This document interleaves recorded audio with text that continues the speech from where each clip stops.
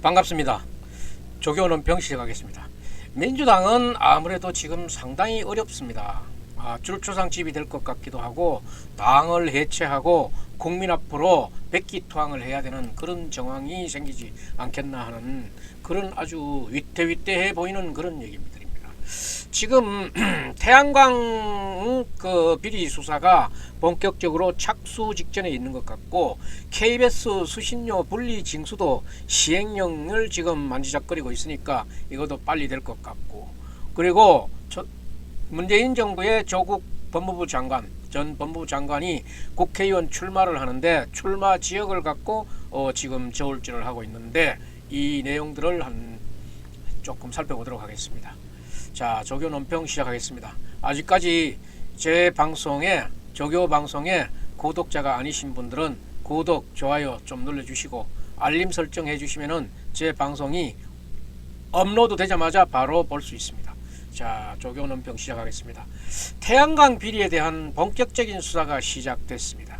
태양광이라 그러면은 상당히 지금 언론에서 말썽이 많았던 그런 비리의 덩거리 있고 복마전이라고도 하기도 합니다. 그러니까 어제 감사원에서 감사원 결과가 나왔고 윤석열 대통령이 대통령실 공직기관 비서관실에 철저한 감찰 지시를 했습니다. 그 다음에 감사원이 감사 결과를 가지고 이제 수사 의뢰를 했습니다. 본격적인 수사가 진행될 것이다 이렇게 보고 있습니다. 대통령실에 감찰까지 있게 되게 되면은 수사가 굉장히 광범위할 것 같습니다. 이게 지금 어디까지 번져갈 것인가 그거는 끝을 모르겠습니다. 가봐야 하는 거지.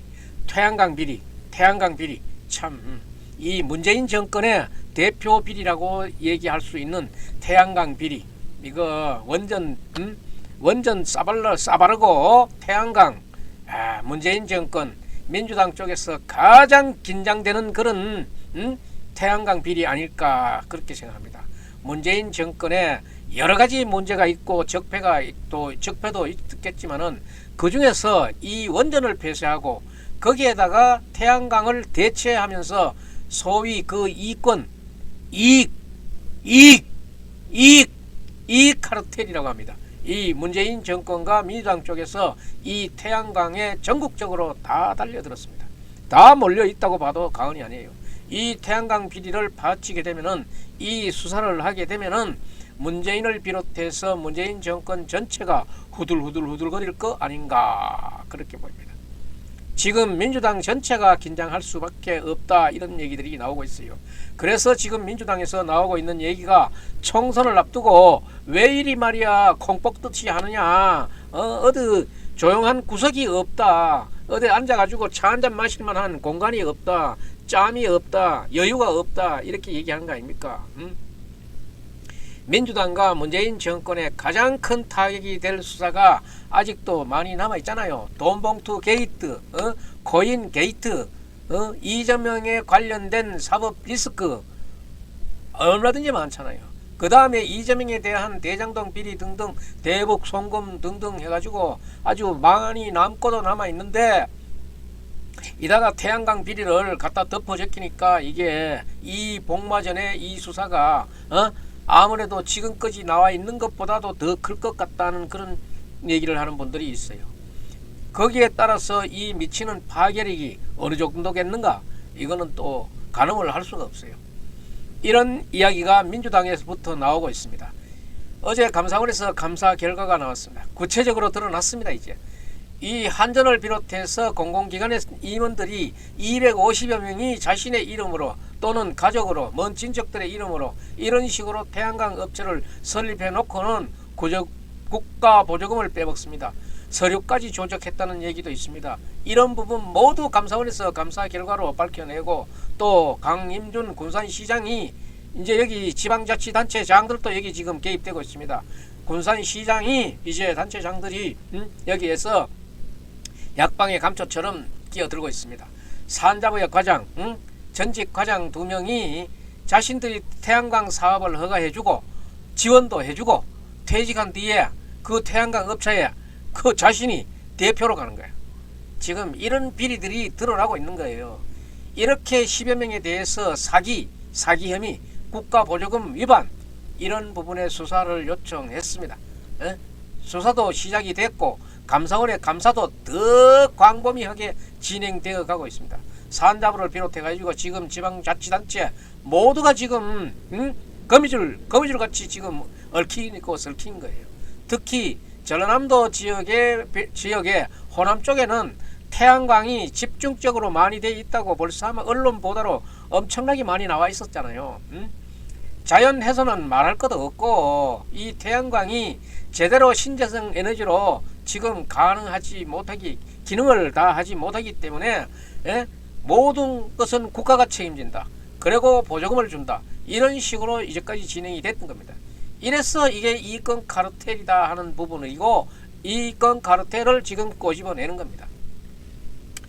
윤석열 대통령이 깜짝 놀랐다고 합니다. 감사 결과가 나왔는데 윤석열 대통령도 어느 정도라고 예측은 했지만은 이런 정도까지 지금 썩어 있었느냐 할 정말 기절초풍할 노릇이라고 합니다. 지금 그래서 윤석열 대통령이 굉장히 강도 높은 지시를 지금 하고 있습니다.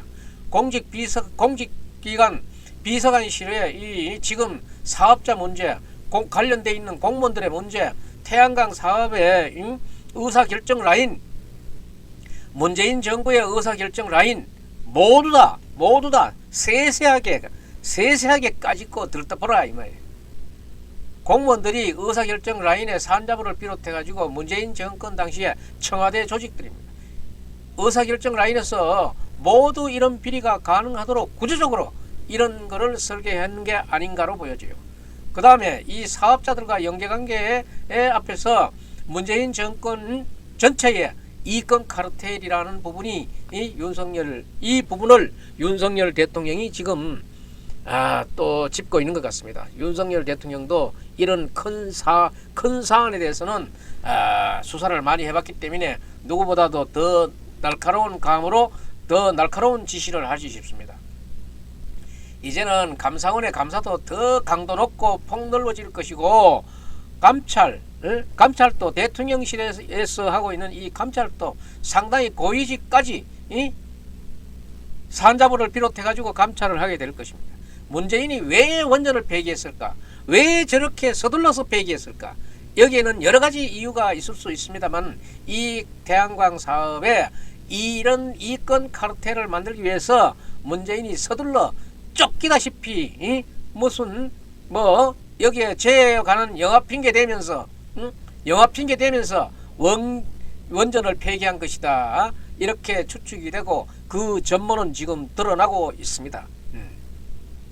태양광 복마전의 전모가 드러나게 되면은 지금 문재인 정권뿐만 아니라 지금 민주당의 현역 의원들 또 전직 의원들 당시에 또 지금의 민주당의 지방자치단체장들도 거의 걸려들 것으로 이렇게 보이는 거예요.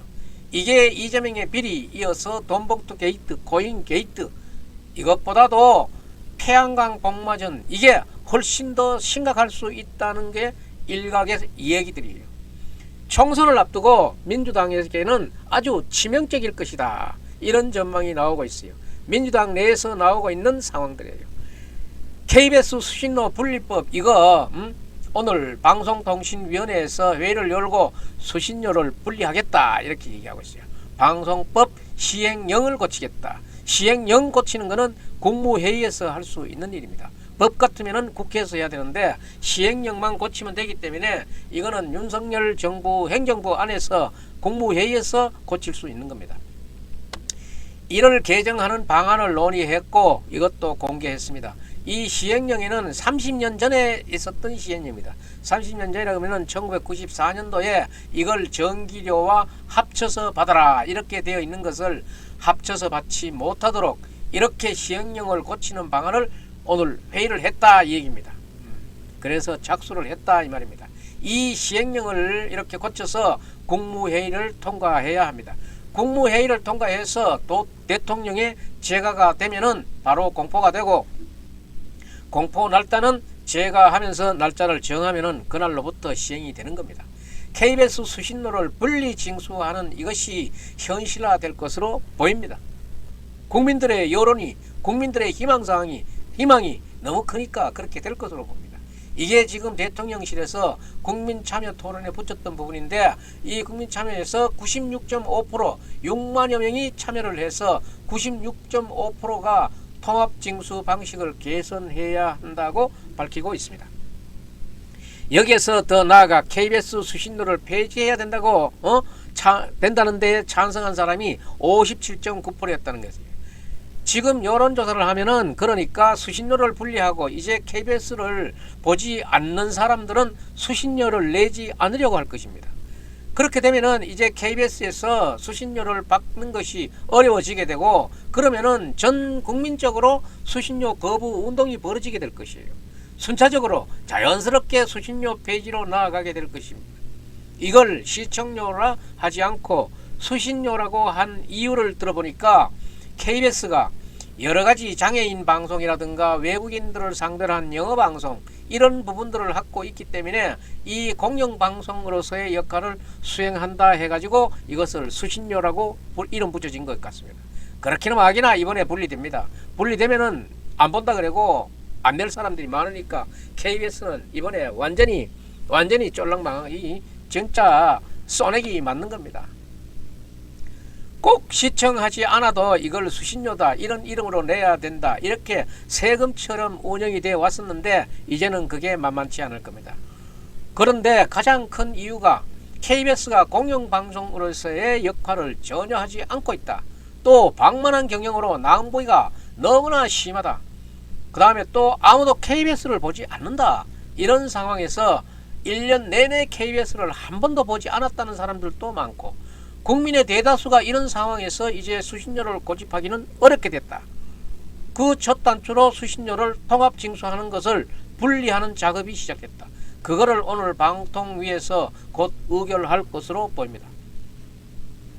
이 시행령을 고쳐서 곧 대통령의 재가가 있으면은 수신료를 분리해서 이어서 수신료를 폐지하고 이어서 KBS를 완전히 구조조정해서 KBS를 정말 꼭 필요한 조직만 남겨놓고 공영방송으로서의 기능을 하도록 하느냐 아니면 아예 KBS를 없애든지 지금 말이 하도 많이 나옵니다. 지금 MBC도 사실상 공영방송입니다. MBC와 KBS를 완전히 구조조정해서 공영방송 하나로 최소한의 규모로 통합하든지 여러가지 방안이 논의되는 그 첫 단추가 수신료 분리징수입니다. KBS 분리징수에 대해서는 여기까지 얘기하고 다음은 조국 전 법무부 장관에 대해서 한번 짚어보겠습니다. 조국에 대해서 조국이 지금 총선에 출마할 것이냐 말 것이냐 이게 지금 굉장히 지금 여론이 뜨겁게 달아오르고 있습니다. 조국이 문재인 정권이 잘못 평가받고 있다 하는 것을 문재인을 만나가지고 그런 얘기를 문재인 듣기 좋겠네 그런 얘기를 한 것 같습니다. 그러면서 길 없는 길을 가겠다 이렇게 얘기를 했어요. 자신이 지도가 없는 길 없는 길을 가겠다라고 하면서 총선 출마를 강력하게 희망한 것으로 보입니다. 문재인에게 가서 이제 자신이 국회의원 출마 한번 해보겠다 어떻게 하면 되겠느냐 하고 이걸 문재인 전 대통령하고 언론한 것으로 보이는데 그런데 출마하겠다는 일방적인 선언 같은 그런 기분도 듭니다. 조국이 지금 갈 곳이 없습니다. 서울대학교에서도 지금 파면 처분으로 떨려놨습니다. 파면이 되면은 조국은 이제 연금도 절반으로 줄어들고 많은 그런 신분 많은 것에 대해서 불이익을 받게 될 것입니다.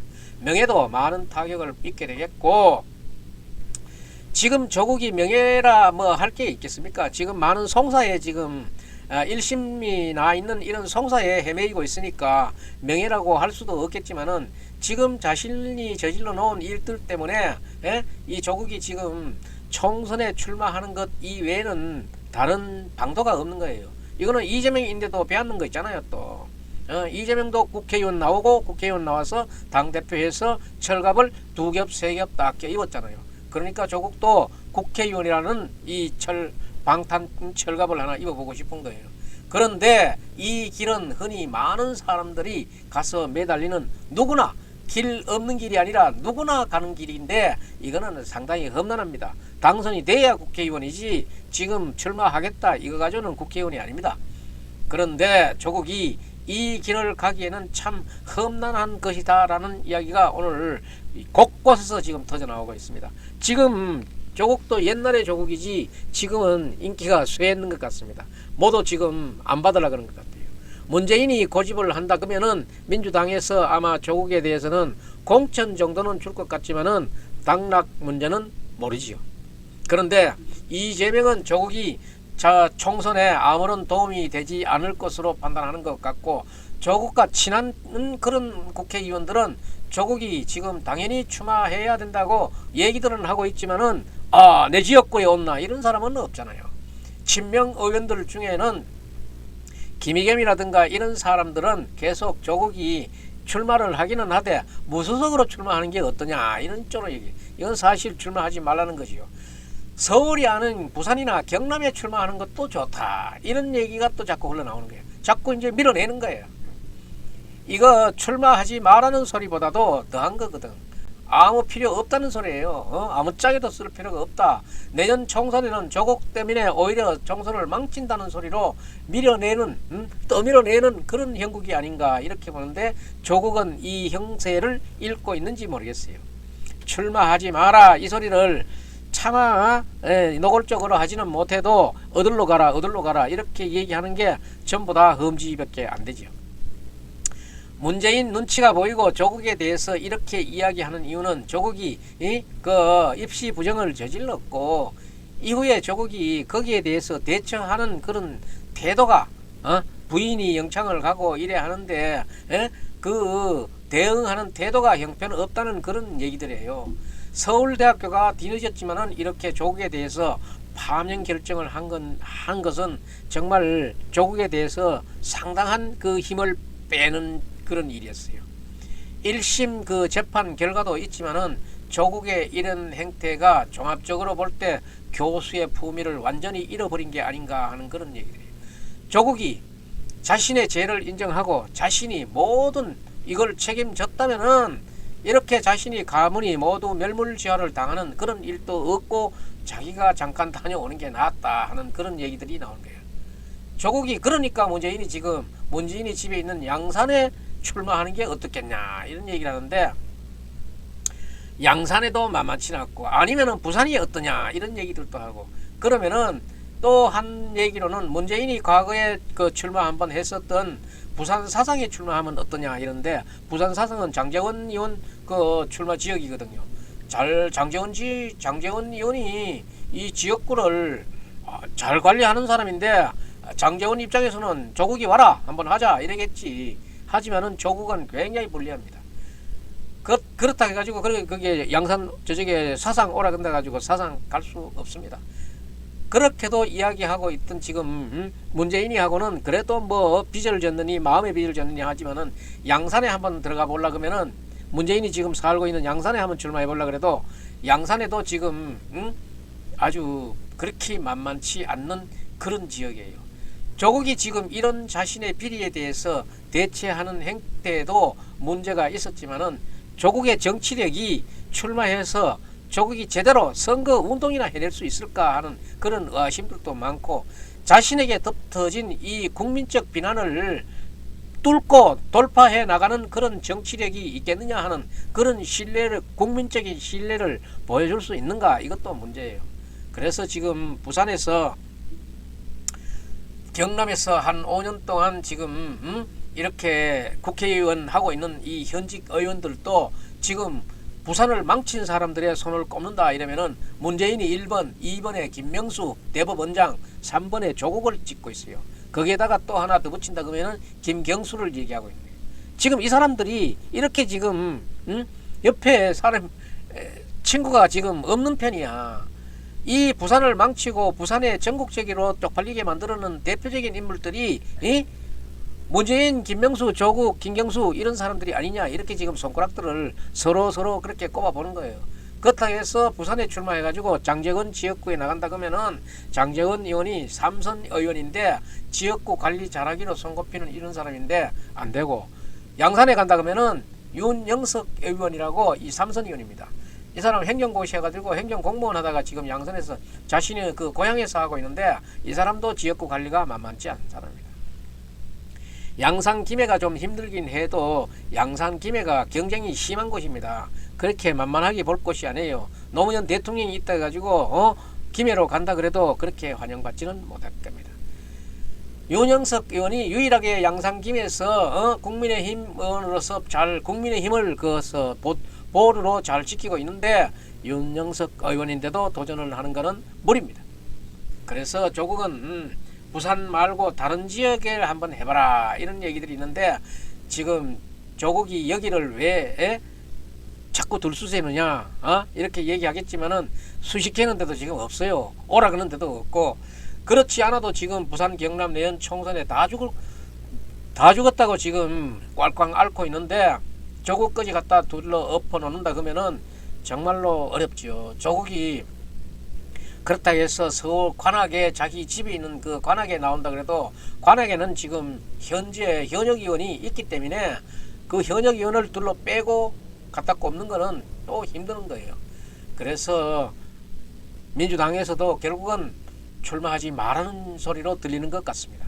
조국은 출마하겠다 하지만은 출마하지 말라는 얘기들. 그러면서 아주 부처님 법문하듯이 도사님 법문하듯이 길 없는 길을 가겠다 이렇게 얘기하는데 그것이 그렇게 좋은 말도 아니고 그렇게 하는 것이 정치를 꼭 하는 것이 좋겠는가. 그런데 조국의 길은 지금이라도 자기 자신의 잘못을 책임지는 자세를 가족이 짊어지고 있는 법적인 문제들을 책임지는 그런 자세를 보여주는 것이 인간적이지 아니겠는가 하는 그런 것이고 감옥으로 가든 죗값을 치르든 그게 조국에게 남아있는 그런 과제라고 보고 있지 국회의원하고는 조금 거리가 멀어지는 것 같습니다. 그런데 또 조국은 역시 머리가 비상하니까 어떤 돌파구를 만들어낼지는 아주 관심사입니다. 아주 머리는 있습니다.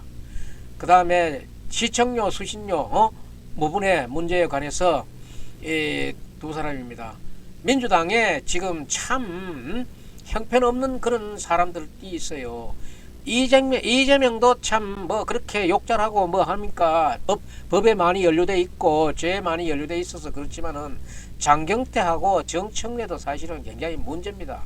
장경태가 오늘 수신료 분리 문제에 대해서 방통위 앞에 가가지고 시위를 벌이는 성명서 발표하는 그 옆에 서 있다가 푹 쓰러져 버리더라고. 그래서 왜 쓰러졌는지 그 의아스러운 거는 의견이 분분하기 때문에 얘기할 필요조차 없고 그 갖는 거는 한상혁이 지금 집행정지 가처분 소송 중에 있는데 면직에 대해서 이런 이야기를 하다가 갑자기 지금 이 사람들이 쓰러지긴 쓰러졌는데 과로다 빈혈이다 이런 얘기들을 하더라고. 그리고 장경태가 이재명의 중국 대사를 만나서 나라를 팔아먹은 듯한 짓거리를 했다는 그런 여론이 들 일어나니까 그걸 가지고 장경태가 윤석열 대통령이 그 부분을 지적한 것은 대통령으로서 이례적인 것이고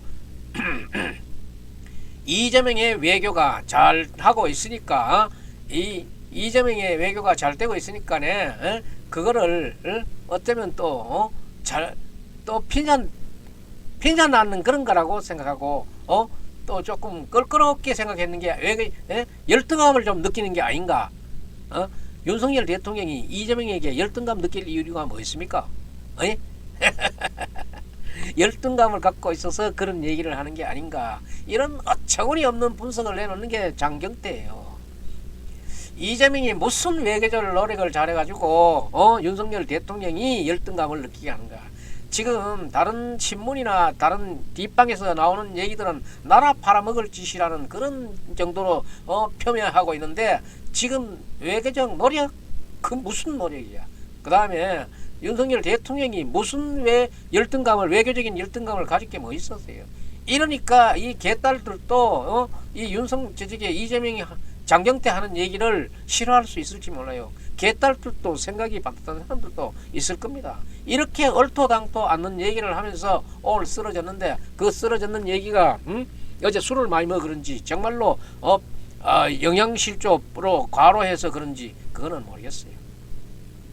그리고 정청래는 지금 조국 사태에 대해 가지고 200년 전에 프랑스에 드레피스 사건을 언급하고 있습니다. 조국이 드레피스처럼 지금 굉장히 억울한 상태에 있다. 드레피스의 억울한 상태하고 조국의 억울한 상태는 격이 다르고 아니 사건 자체가 달라요. 그런 것을 이다가 갖다 끼워 붙이는 거예요. 드레피스 사건은 뭔가 하면은 프랑스 군대 내에서 간첩 행위를 했느냐 하지 않았느냐, 유셉 방글이 나왔지만은 나중에 간첩 행위를 하지 않았다고 해서 무죄를 받았다 하는 그런 유명한 사건입니다. 이거는 사상적으로 간첩이다 아니다 이런 문제를 얘기했는 게고, 조국은 지금 사사로운 얘기 아닙니까? 사사로운 얘기, 아이들 그럴 거 채용 이런 문제들이야. 그래서 드레푸스는 유죄냐 무죄냐, 간첩 행위를 했느냐 안 했느냐 이런 얘기인데, 조국의 사건 논점은 조국이 잘 알고 있는 얘기예요. 대부분의 국민들도 잘 알고 있고 이 입시 부정이라는 겁니다. 조국 쪽에서 이야기 일정 부분을 인정은 한다 그래도 입시 부정을 저질렀는데, 지금 조국 가족이 책임지고 있는 것이 너무나 과한 것이냐 아니면 적절한 것이냐, 이 문제는 지금 재판을 받고 있고 아마 지금 교도소에 수용 생활을 하고 있기 때문에 그 별로 따질 만한 문제가 될까 싶습니다. 조국의 말처럼 멸문지화를 당할 정도로 저렇게 책임을 져야 할 그런 법적인 책임, 정치적인 책임, 사회적인 책임을 져야 될 거라 그러면은 조국이 당당하게 그 짐을 졌어야 됐고 그 책임을 앞장서서 가족 중에서도 앞장을 섰어야 했는데, 지금 그렇지 못한 데 대한 그런 얘기들이 조국을 굉장히 괴롭히고 있다 이렇게 보면 되겠습니다. 장경태도 마찬가지입니다. 이런 말로 해가지고 무슨 지금 민주당에 도움이 될 것이며 정청래 마찬가지예요. 드레푸스 얘기해가지고 무슨 그런 민주당에 보탬이 될 거예요. 지금 한 가지 더 얘기를 한다 그러면은 부산을 가장 창피하게 한 인물, 아까도 말씀드렸죠. 문재인, 김명수, 조국, 김경수 이런 사람들은 진짜로 다니는 길조차도 조심해야 돼요. 문재인 대통령 같은 경우에는 자기가 경호를 받고 그걸 받으니까 그래 덜하지만, 다른 사람들은 이제 정말로 그냥 혼자 길 가는 거나 식당에 밥 먹는 거나 조심해야 돼요. 어디에 나가서 당선이 되는 게 그런 게 그렇게 쉬울 것 같으면은 왜 지금 전부 다 떠내미는 상황이 나오겠어요. 길 없는 길 가는 거는, 길이 없는 길은 갈 수 없습니다. 조국이 책임을 지고 감옥을 간다 그러면은 그래도 가족들에게는 현 상태보다는 그래도 더 곤욕스럽지 않았을 것이다. 그렇게 보는 사람들이 동정적인 여론을 보내고 있는 거예요. 그러니까 민주당에는 지금 줄초상을 맞을 것 같은 그런 분위기이고, 당이 해체되고 우리 국민 앞으로 백기투항하는 그런 날이 오지 않을까 하는 그런 기대를 해서 되겠습니까? 자, 오늘 논평 마무리는 참 안타깝습니다. 태양광 본격 수사 착수, KBS 수신료 분리 징수 착수, 이런 좋은 소식들을 오늘 논평으로 한번 짚어봤는데 민주당은 정말 대호각성하고 황골탈퇴하시기 바랍니다. 예, 오늘 조교 논평 여기서 마치겠습니다.